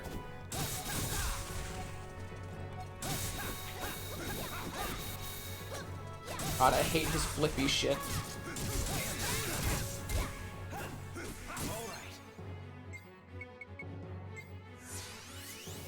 I've heard the name Dragon Age Origins, but I don't know anything about it, really. Wait, is that fucking like third person game? I don't remember. Was that the fucking game? Is that the one Star made a video on? Their kind hates ice and fire both. Is that game? I remember that game was about dragons or some shit. In that game where you get stabbed in the heart by a fucking dragon, and then you have like, and you fucking hate dragons. I can't fucking move my body very well. Zagrum. That's Dragon's Dogma. Okay. I just remember Dragon was in the fucking title, so I don't fucking know. I fucking hate fighting this dude because his flippy shit means your characters don't auto-lock to him anymore. Isala, you dumb bitch. Do I win? I'm a winner. I got him. Oh, he got him with a fucking shuriken. He's dead now. We did it. Good job, guys. All right, there you go.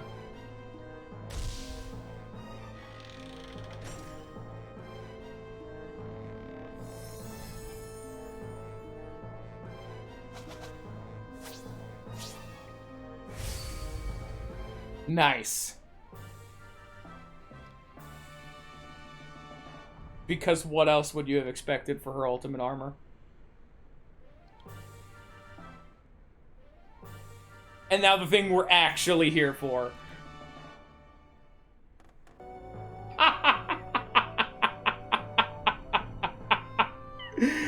Oh, God, guys, don't you like the fucking reward we got? It's her ultimate costume. What's the problem? Not even in her fucking costume list for some reason.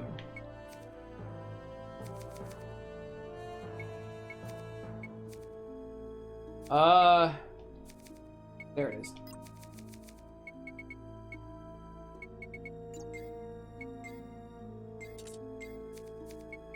And it's her ultimate boot.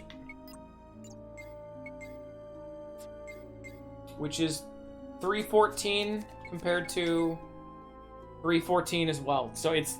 But the difference is that this can get to a higher stat cap than the other one. So it is a very, very slightly better armor. There you go. Merry fucking Christmas. Kisala's ultimate armor. Who would have fucking guessed? Wow. Alright, guys.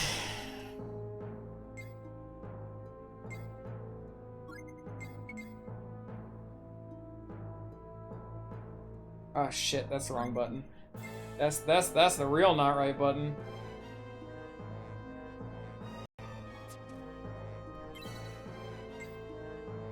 Like I said, the really interesting one is Show's clothes for Simon. He gets the actual interesting shit, you know? He gets a really goddamn cool costume.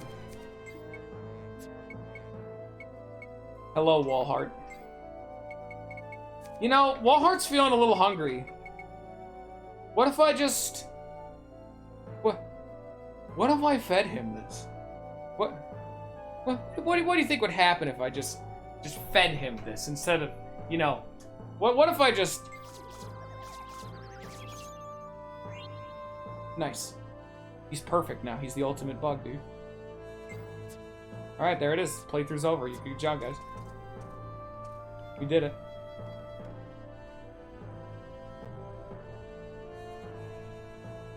You guys didn't react at all, and I'm pissed.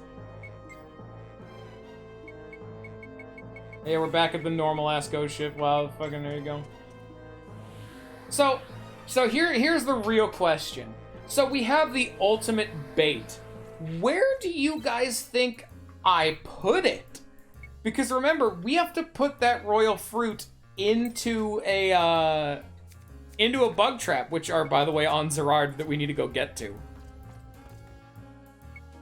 Where the fuck do you think we put the goddamn trap? Because it only works in one very specific spot. If it's wrong, we don't get the super bug. Because the game doesn't tell you this part either. Where do we put the trap? Wasn't it in, like, Gladius Tower or some shit?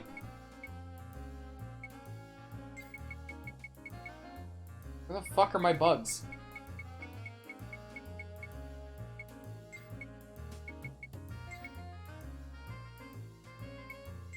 Where the fuck are my bugs? I need my goddamn bug trip. They are in Gladius's tower. Why the fuck does the game not tell me that?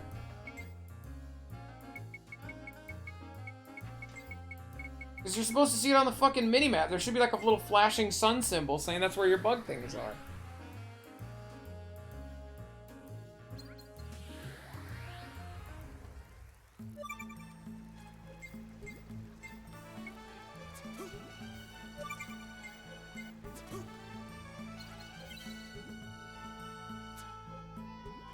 So we're actually going to put a save state here. Because despite what it actually seems, we do actually need to get a specific gender. We need them to be a dude. Because Cadillac needs to be bred one more time.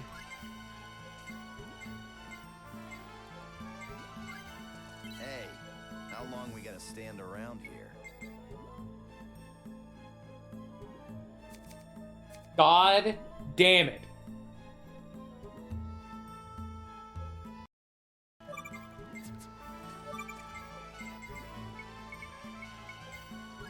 That's Jake, I guess.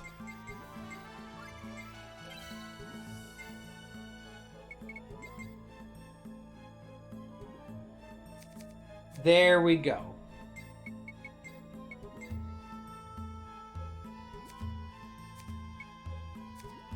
So yeah, Cadillac needs to be bred one more time. Because Cadillac will not actually get to the HP cap. Which is kind of annoying, but what can you do, you know? So here. Yeah, honestly, the Ghost Ship Extreme is not that exciting, isn't it? You get a little bit of fan service, but eh. It's like weirdly tame. Like this game has never had anything like that up to this point, really. I needed some exercise anyway. I mean, I'd much rather fucking, you know, have shows close. Yeah, it's almost like it wasn't worth the effort, yes. Not at all, but... bugs. Like I said, we're here for the bugs. That's just like an extra thing. You know damn well we're not here for anything else. Yeah, oh, by the way, if you do actually eat the royal fruit, it is bar none, like, the best thing to eat in the game. It gives, like, a plus 5 HP and plus 3 to, like, everything else, and it'll increase the lifespan by 1. But... yeah, no. It's obviously not fucking worth it to go through the entire ass dungeon for that.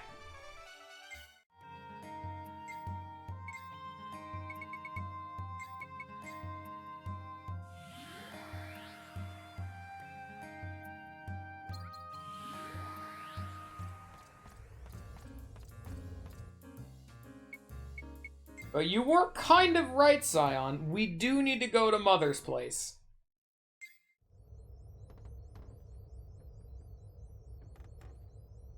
Kind of. God, it's weird to be, like, in the overworld again. Let's feed the bugs.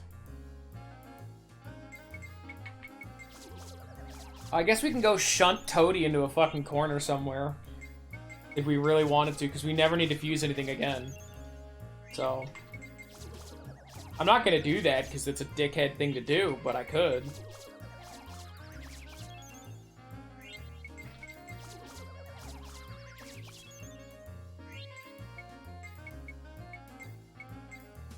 So here, we are going to set free, and I like the name Tutu better, I guess, in set free. So this is what Cadillac is going to breed with. That'll probably be off stream, unfortunately, but here. When we come back, Cadillac will probably be 1 rank higher. But no, you go to Goals of Sanctuary, the Plaza. This is the place where we got every fucking Dragellum for the big special-ass sword. And there's this weird-ass thing on the ground right here that we have no idea what it's for, really. What is this for? Well, what do you expect? A save state that I'm going to make just in case something goes wrong. Alright, guys. Post your theories. Bug content. How good is it gonna be? Bonk him down, and now we're gonna go dick around for a little while. We literally just need to, like, teleport away and run in circles and some shit.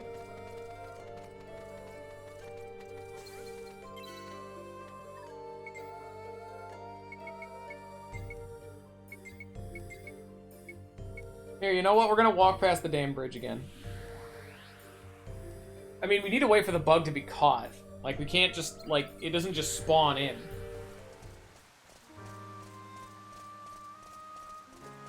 We're gonna go through the amazing content of running down this bridge. Nice.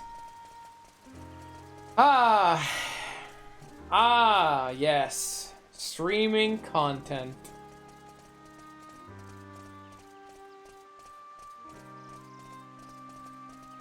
Nice. I've got a good feeling. Let's hurry. Oh, don't worry, Zagram. We're hurrying. Oh, don't worry. We'll get there. Bet this bridge didn't look so long from so far away, huh? Yeah, no, we gotta run it all again. Is it back yet? No. Shit. Oh, darn. I'm not liking this. I guess we gotta keep going. So anyway, Telltale games. I've played 2 of them. I guess Around in circles? 4 with an asterisk. I've played The Walking Dead 1 and 2. I've played, like, a very small amount of The Walking Dead 3, because, honestly, at that point, Clementine's story kind of just ended. I was good there. I didn't need it to keep going. Kenny was a straight homie G, and, I was happy with that ending. Obviously, Walking Dead 2 wasn't quite as good, but I still liked it. I like Kenny. Kenny's great.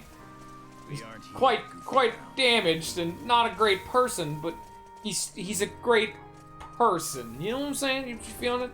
And a manipulative bastard, yes. But he's trying his damnedest. He's a very fucking damaged individual, and I really like what they fucking did with Kenny. Like, Kenny was pretty damn realistic of a character. I feel, if I'm remembering it right. I liked Kenny. I liked Kenny a lot. Like, he wasn't a good character, but he was a good character. And, the other one was Tales of the Borderlands. I really liked that game. Like, so much so that I did not like Borderlands. I've gone on record quite a few times saying I've never really been a big fan of Borderlands, but fucking Tales of the Borderlands was so fucking good. I was actually immediately gonna buy Borderlands 3 the moment it came out. But, of course, those scumfuck bastards decided to undo their hard work because they pretty much soft confirmed that the bitch from Tales of the Borderlands is gonna be a hunter in the next game, and I was on goddamn board. Yeah, no, they didn't do that. Fun fact. And then I never bought the game, and then I learned that the game was shit. So yeah, I'm not surprised.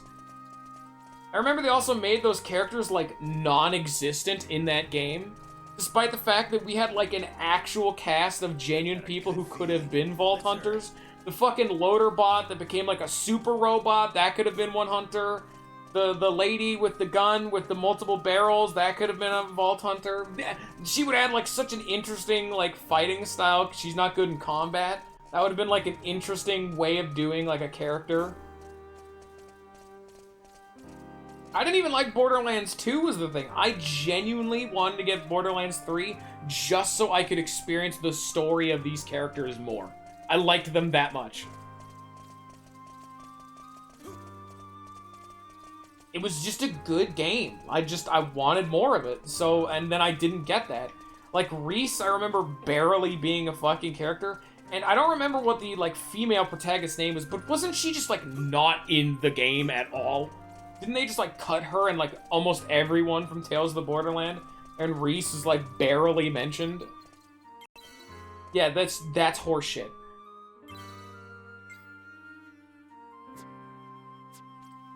My brain was saying her name was... Yeah, I had no fucking idea what her name was. She was great. I like both the main fucking characters. That's Burden!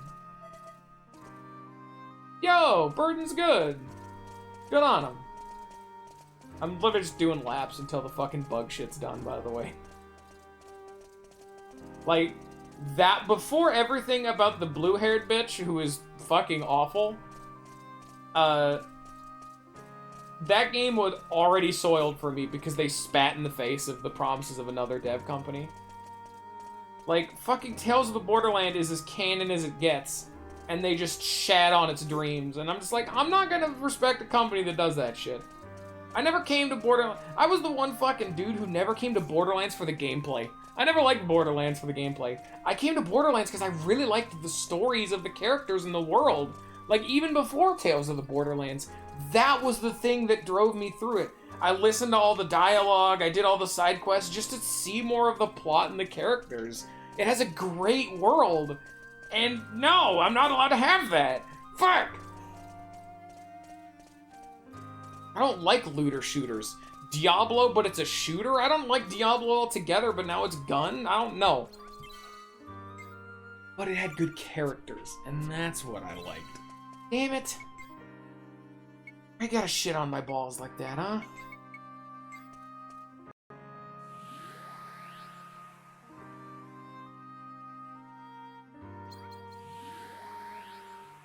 That's actually one of the few things I know about League of Legends. I know very fucking little, but one of the few things I did know was, before I really even knew what the fuck League of Legends really was, because this is before I even played Smite, that, like, Jinx music video came out and it absolutely fucking slapped, and I liked her character for a while. I don't know anything fucking about her other than she's a psychopath and fucks with some police chicks, but, I mean, alright, sure. The Insector A has been caught.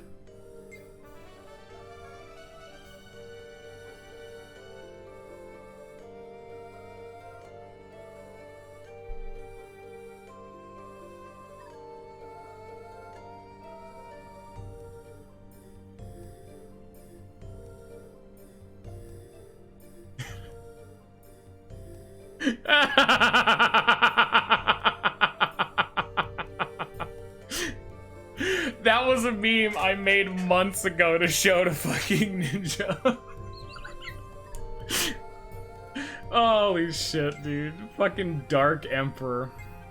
He's fucking huge, if you guys couldn't tell, by the way.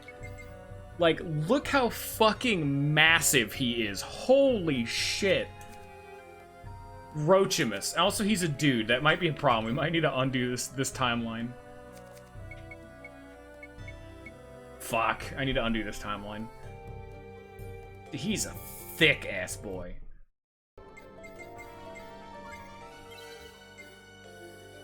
We're on, Mari Glen.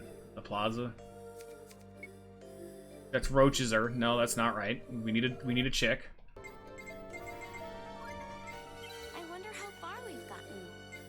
And then we're gonna get to the timeline where fucking this dude can only be dudes for some reason. There we go.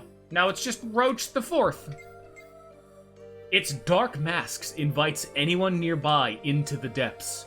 No one has seen its true face. And you can see its stats fucking suck! Yeah! You would have to trade this shit up from Raw! Look at this shit! Yeah, it fucking sucks. So here's what we're gonna do. So what's gonna have to happen? I'm gonna go to Zerard and I'm gonna show you guys what the Dark Emperor can do in combat, because you guys are fucking curious. You gotta be. What the fuck does this thing do? But after that, what I'm gonna do off stream, I am going to feed all of our bugs all the way to the point where they don't eat anymore, with the exception of Cadillac and Wallheart. Honestly, I think the name Wallheart still fits. Wallheart is one of my favorite Fire Emblem villains, so I'm kind of sticking with it. Wallheart had an interesting ideology, and Awakening was the first one, and he was, like, the coolest part of that game. I like Grima too, but Wallheart's fucking kick-ass. What? I like Wallheart! Better than Gangrel. It's a hot... Lava's hot, dude. This is the hottest take. Not a cold... What's the difference between cold and hot takes? Don't go running off. Just Fucking Wallheart was great, dude. He had an interesting ideology that was... Because I had never actually played a Fire Emblem game before. I didn't know if any of the other Fire Emblem games had that kind of a spiel going on. But the whole ideology of just like that overwhelming force above all others, it was a neat way of doing it. I also liked his character interactions with the not barely canon support conversation between him and Robin, making Robin question his own like drive and what he believes in reality, until it's revealed at the end that Robin does genuinely believe in himself and Walhart is forced to accept that. Walhart still believes in his own drive, but because Robin had won, they have to accept that about one another, and he has to prove... It's just good. That's a great support. That is like the only support fucking Walhart gets, but it's one of the better supports in the franchise. That one was fucking amazing. And then there's the really funny, like Dad Heart. Those ones are entertaining, but I really like the Walhart Robin. That one was just a good support. Like, of the fucking, other than the fact that Grima is like a fucking show stealer because big ass continent dragon, Walhart was like the most memorable villain in that game other than Gangrel being a slimy shithead. That's fine. All this running is really not my thing, you know? I don't mind. I find Walhart actually fucking cool. Like, he's the definition of a character that is simple and doesn't have much going on. But Walhart was the one that was like an interesting ideology that challenged the main character's own ideology and think about how they're going through life. And they both grew from each other's interactions. That is cool. I like that. Literally the fucking middle-ass man, and the only reason he was fucking invading was to fuck with Green. Like, not even revealed too much in the main fucking plot, but Walhart was fucking invading because he was also afraid of Grima, so that's why he was gonna fucking send a navy over to fuck with, Pelagia, so they wouldn't do fucking Grima shit, because he heard about that shit from across the damn way, so it ties into the main fucking plot. Fucking Walhart's cool. I like Walhart. I am allowed to like things.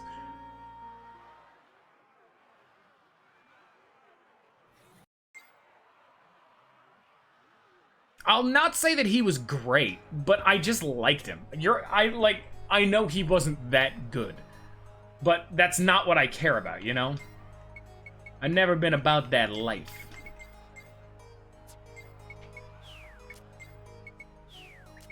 The specifics don't matter. What matters is I'm having fun, you feel me?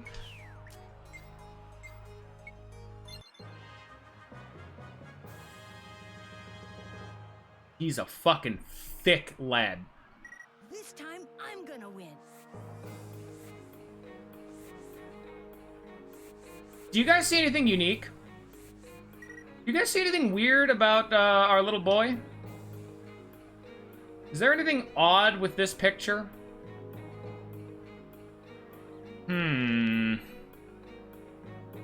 What do they mean by this?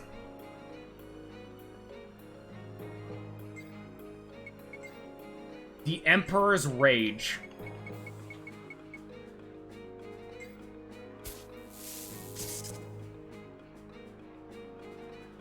That is the amount of time they can use their special ability. So, for example, Cadillac over here, Bomb Toss, that consumes one of the balls. He can only use his special ability 3 times.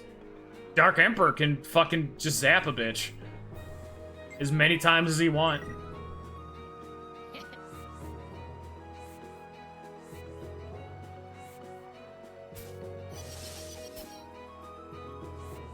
You guys want to see something else fun? I can't put him there, which is annoying because he'll get thrown out of bounds.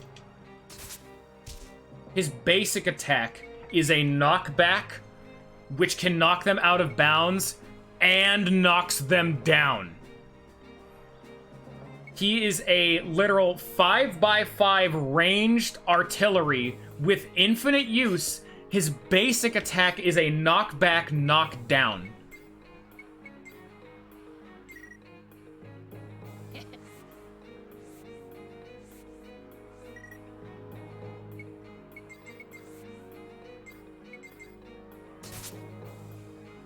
It says he hung in there, so he didn't get knocked out of bounds. And he's tanky as shit.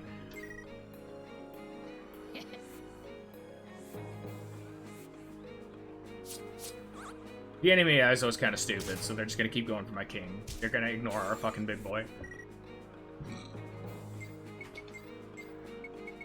Look at this fucking range. Look how dominant he is. If you need support anywhere on the board, because you obviously aggress, you'd go further, he'll be able to cover you. And his counterattacks are godly. Like, he never really needs to basic attack, you know?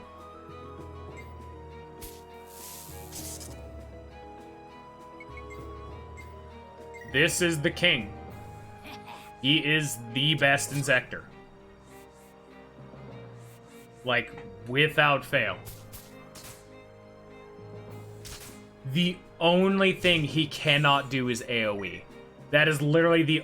He cannot heal, he cannot take things, and he cannot AoE. That is why the meta team is a fairy, a healer, and a bunch of AoE. Because you have this guy who is the single target god. I think he can be ferried, yes. And he's just dead. Unless you make him the king, which you would, you know? Like, that is the entire purpose of fucking Bling Lando. But he would be a better king. Because basic attacking him, which enemies will want to do, is a bad idea for them. And unlike Bling Lando, he never needs to put himself in danger. Because Bling Lando has to basic attack. So Bling Lando has to put himself in danger to deal damage. Roach doesn't. Roach can literally play keep away. Like, look at this. I don't need to fucking engage this guy. I can literally be, because if I was like right here, I could literally just play keep away with his ass and just zap him from fucking billion years away. So here's what's gonna happen. Hooray! And I lost this fucking guy. So here's what's gonna happen while I'm gone. Because I'm gonna be doing this until the next stream. This is gonna be a while. Let me fucking tell you what.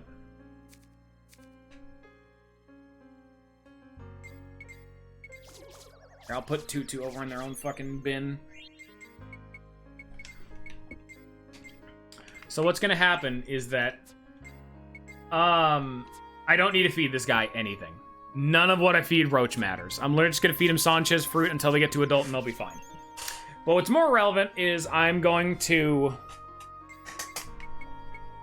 get Cadillac up to the lifespan limit. All these dudes are going to be eating bananas. I'm literally going to put the game on fast forward and have them all eat bananas until they're at full lifespan.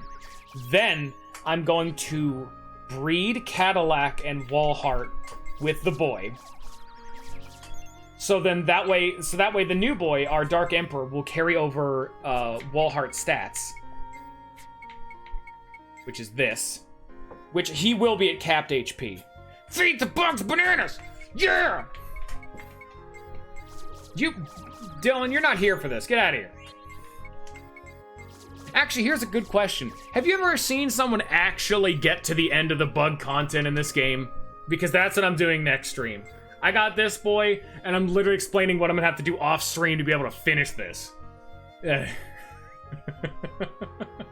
Because, unironically, for the next, like, few hours, I'm gonna have to sit here feeding these bugs bananas another 88 times until they all hit their stat cap. Then I'm gonna breed Cadillac with the other bug and Walhart with the Dark Emperor.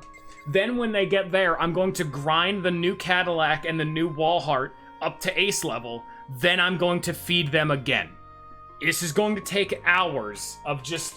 I'm gonna be able to do other things at the same time. Thank you, Dylan. Get out of my stream. Hurry up and resubscribe with your Prime account and get money. But, even though it was only 2 hours, there's your content. This is gonna take forever. Get ready to see some bug content tomorrow. Goodbye, everybody. Get out.